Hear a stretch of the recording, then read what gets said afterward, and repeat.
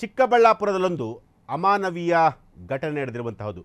ತಾಯಿಯ ಶವ ಪೊಲೀಸ್ ಠಾಣೆ ಮುಂದೆ ಇಟ್ಟು ಹೈಡ್ರಾಮಾ ಮಾಡಿರುವಂತಹ ಒಂದು ಘಟನೆ ನಡೆದಿರುವಂತಹದ್ದು. ಹಣಕ್ಕಾಗಿ ಶವವನ್ನು ಠಾಣೆ ಮುಂದಿಟ್ಟು ಮಕ್ಕಳು ಕಚ್ಚಾಟ ಮಾಡಿರುವಂತಹ ಒಂದು ಘಟನೆ. ಇದನ್ನು ಕೇಳಿದರೆ ಎಂಥವರ ಮನಸ್ಸು ಕೂಡ ಚುರ್ ಅನಿಸುತ್ತೆ. ದುಡ್ಡಿಗಾಗಿ ಮಕ್ಕಳ ಕಚ್ಚಾಟ. ಇತ್ತ ಠಾಣೆ ಮುಂದೆ ತಾಯಿಯ ಶವ ಅನಾಥವಾಗಿ ಬಿದ್ದಿದೆ. ತಾಯಿಯ ಅಕೌಂಟ್ನಲ್ಲಿ 93 ಲಕ್ಷ ರೂಪಾಯಿ ದುಡ್ಡಿತ್ತು. ಆ ದುಡ್ಡಿಗಾಗಿ ಈಗ ಕಿತ್ತಾಟ ಶುರುವಾಗಿರುವಂತಹದ್ದು. KADBಯಿಂದ ಬಂದಂತಹ ಹಣಕ್ಕೆ ಮಕ್ಕಳು ಕಿತ್ತಾಟ ಮಾಡಿಕೊಂಡಿರುವಂತಹದ್ದು. ಎಸ್, ಚಿಕ್ಕಬಳ್ಳಾಪುರದಲ್ಲೊಂದು ಅಮಾನವೀಯ ಘಟನೆ. ತಾಯಿಯ ಶವವನ್ನು ಪೊಲೀಸ್ ಠಾಣೆ ಮುಂದೆ ಇಟ್ಟು ಹೈಡ್ರಾಮಾ ಸೃಷ್ಟಿಸಿರುವಂತಹ ಒಂದು ಘಟನೆ. ಅದು ಕೂಡ ಹಣಕ್ಕಾಗಿ. KADBಯಿಂದ 93 ಲಕ್ಷ ರೂಪಾಯಿ ಹಣ ಬಂದಿರುತ್ತೆ. ಆ ಹಣಕ್ಕಾಗಿ ಮಕ್ಕಳು ಕಿತ್ತಾಟವನ್ನು ಮಾಡಿರುವಂಥದ್ದು. ವಯೋಸಹಜ ಕಾಯಿಲೆಯಿಂದ ಸತ್ತ ಅನಂತಕ್ಕ ಚಿಕ್ಕಬಳ್ಳಾಪುರ ಜಿಲ್ಲೆಯ ದೊಡ್ಡ ಕುರುಗೋಡಿನಲ್ಲಿ ಈ ಒಂದು ಘಟನೆ ನಡೆದಿರುವಂತಹದ್ದು. ಹೆಣ್ಣು ಮಕ್ಕಳಿಗೆ ಹಣ ಕೊಟ್ಟಿಲ್ಲ ಅಂತ ಜಗಳ.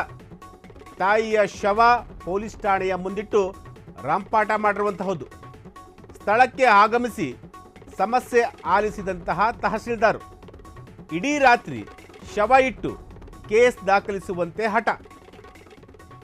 ಠಾಣೆ ಮುಂದೆ ಹೆಣ ಇಟ್ಟು ಅಮಾನವೀಯವಾಗಿ ನಡೆದುಕೊಂಡಂತಹ ಮಕ್ಕಳು.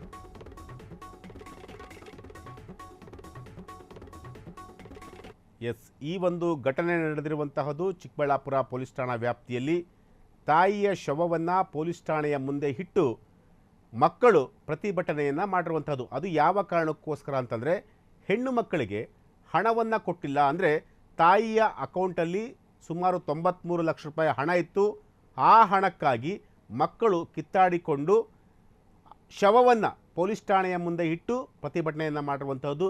ಈಗಾಗಲೇ ಸ್ಥಳಕ್ಕೆ ಹಿರಿಯ ಪೊಲೀಸರು ಕೂಡ ಬಂದಿರುವಂಥದ್ದು. ಜೊತೆಗೆ ತಹಶೀಲ್ದಾರ್ ಅವರು ಕೂಡ ಬಂದಿರುವಂಥದ್ದು. ಅಂದರೆ ಎಲ್ಲೋ ಒಂದು ಕಡೆ ದುಡ್ಡು ಅನ್ನೋದು ಏನು ಬೇಕಾದರೂ ಮಾಡಿಸುತ್ತೆ, ಯಾವ ಸಂಬಂಧಗಳಿಗೂ ಕೂಡ ಬೆಲೆ ಕೊಡಲ್ಲ ಅನ್ನೋದಕ್ಕೆ ಇದೊಂದು ದೊಡ್ಡ ಉದಾಹರಣೆ ಅಂತ ಹೇಳ್ಬೋದು.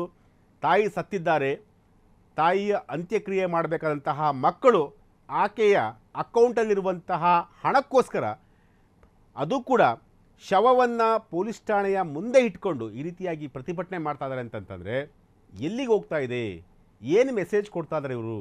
ಅಂದರೆ ಎಲ್ಲೋ ಒಂದು ಕಡೆ ಎಲ್ಲದಕ್ಕೂ ಕೂಡ ದುಡ್ಡೇ ಮುಖ್ಯನಾ? ದುಡ್ಡಿಗಿಂತ ಸಂಬಂಧಗಳಿಗೆ ಬೆಲೆನೇ ಇಲ್ವಾ ಹಾಗಾದರೆ?